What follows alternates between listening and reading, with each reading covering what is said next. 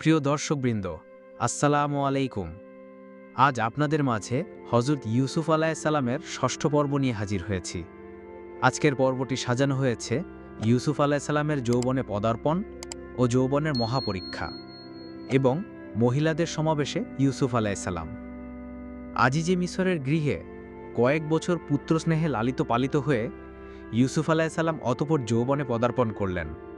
আল্লাহ বলেন, অতঃপর যখন সে পূর্ণ যৌবনে পৌঁছে গেল, তখন আমরা তাকে প্রজ্ঞা ও ব্যুৎপত্তি দান করলাম। আমরা এভাবেই সৎকর্মশীলদের প্রতিদান দিয়ে থাকি। সূরা ইউসুফ আয়াত ২২।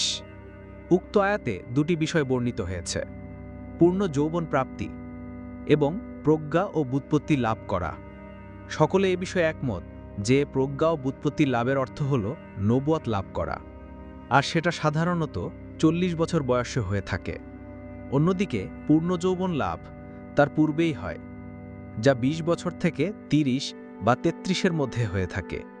হযরত ইবনু আব্বাস, মুজাহিদ, কাতাদা প্রমুখ বিদ্বান ৩৩ বছর বলেছেন এবং জাহাক ২০ বছর বলেছেন। জাহাদ সম্ভবত প্রথম যৌবন এবং ইবনু আব্বাস পূর্ণ যৌবনের কথা বলেছেন। এই খুনে হযরত ইউসুফের প্রতি জুলাইখার আসক্তির ঘটনা নবুয়ত লাভের পূর্বের না পরের, এ বিষয়ে বিদ্বানগণ একমত নন।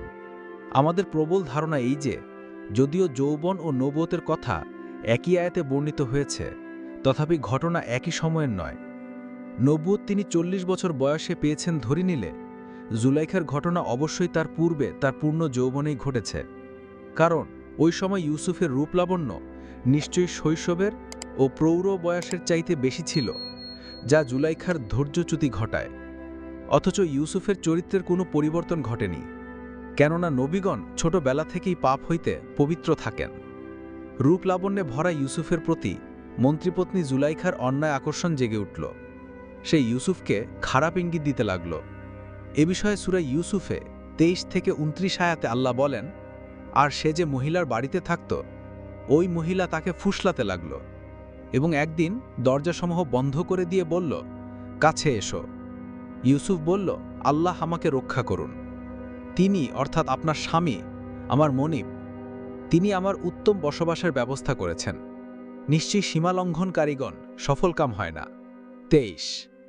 উক্ত মহিলা তার বিষয়ে কুচিন্তা করেছিল এবং ইউসুফ তার প্রতি অনিচ্ছাকৃত কল্পনা করেছিল, যদি না সে সব পরিমার্জিত বিবেক দ্বারা তাকে কঠোরভাবে বাধা না দিত। এভাবেই এটা এজন্য হয়েছে যাতে আমরা তার থেকে যাবতীয় মন্দ ও নির্লজ্জ বিষয় সরিয়ে দেই। নিশ্চয়ই সে আমাদের মনোনীত বান্দাগণের একজন। ২৪।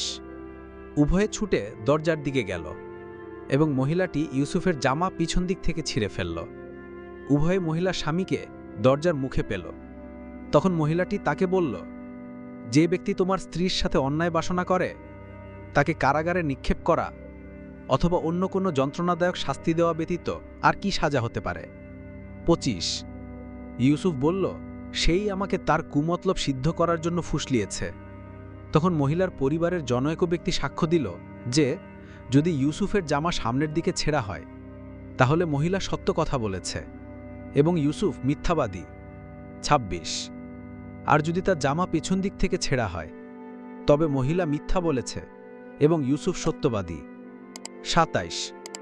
অতঃপর গৃহস্বামী যখন দেখল যে ইউসুফের জামা পেছন দিক থেকে ছেঁড়া, তখন সে স্বীয় স্ত্রীকে উদ্দেশ্য করে বলল, এটা তোমাদের ছলনা, নিঃসন্দেহে তোমাদের ছলনা খুবই মারাত্মক। ২৮। অতঃপর তিনি ইউসুফকে সান্ত্বনা দিয়ে বললেন, ইউসুফ, এ প্রসঙ্গ ছাড়ো, আর হে মহিলা, এ পাপের জন্য ক্ষমা প্রার্থনা করো। নিশ্চিতভাবে তুমি পাপাচারিণী। সূরা ইউসুফ আয়াত ২৩ থেকে ২৯। গৃহস্বামী দুইজনকে নিরস্ত করে ঘটনা চেপে যেতে বললেও ঘটনা চেপে থাকেনি, বরং নানা ডালপালা গজিয়ে শহরময় ছড়িয়ে গেল যে আজিজের স্ত্রী স্বীয় পুত্রসম গোলামের সাথে অন্যায় কর্মে উদ্যোগী হয়েছিলেন। তখন বিষয়টি পরিষ্কার করার জন্য জুলাইখা শহরের উচ্চ শ্রেণীর মহিলাদের নিজ বাড়িতে ভোজসভায় দাওয়াত দেবার মনস্থ করল। জুলাইখার প্রকাশ্য দম্ভুক্তি থেকে বোঝা যায় যে উপস্থিত মহিলারাও ইউসুফের প্রতি আকৃষ্ট হয়ে পড়ে এবং জুলাইখার কুপ্রস্তাবের সাথে তারাও অক্ষমত পোষণ করে। যা ইউসুফের প্রার্থনায় বহুবচন ব্যবহার করায় বোঝা যায়। যেমন এই কঠিন পরীক্ষার সময়ে ইউসুফ আল্লাহর আশ্রয় প্রার্থনা করে বলেন, হে আমার পালনকর্তা, এরা আমাকে যে কাজের দিকে আহ্বান জানাচ্ছে তার চাইতে কারাগারই আমার নিকটে অধিক পছন্দনীয়। হে আল্লাহ, যদি তুমি এদের চক্রান্তকে আমার থেকে ফিরিয়ে না নাও, তবে আমি হয়তো তাদের প্রতি আকৃষ্ট হয়ে পড়ব এবং আমি মূর্খদের অন্তর্ভুক্ত হয়ে যাব। অতঃপর তার পালনকর্তা তার প্রার্থনা কবুল করলেন ও তাদের চক্রান্ত প্রতিহত করলেন। নিশ্চয়ই তিনি সর্বশ্রোতা ও সর্বজ্ঞ। সূরা ইউসুফ আয়াত 32-34। শহরের সম্ভ্রান্ত মহিলাদের নিজ বাড়িতে জমা করে তাদের সামনে জুলাইখার নিজের লাম্পট্যকে প্রকাশ্যে বর্ণনার মাধ্যমে একথা অনুমিত হয় যে ওই সময়কার মিশরীয় সমাজে বেহায়াপনা ও ব্যভিচার ব্যাপকতর ছিল। আজ এ পর্যন্তই। ইনশাআল্লাহ খুব শীঘ্রই আপনাদের মাঝে অষ্টম পর্ব নিয়ে হাজির হব। বন্ধুরা, আমার ভিডিওটি যদি ভালো লেগে থাকে তাহলে অবশ্যই আমার চ্যানেলটি সাবস্ক্রাইব করে আমার পাশে থাকবেন এবং শেয়ার করে বন্ধুদেরকে দেখার সুযোগ করে দিবেন।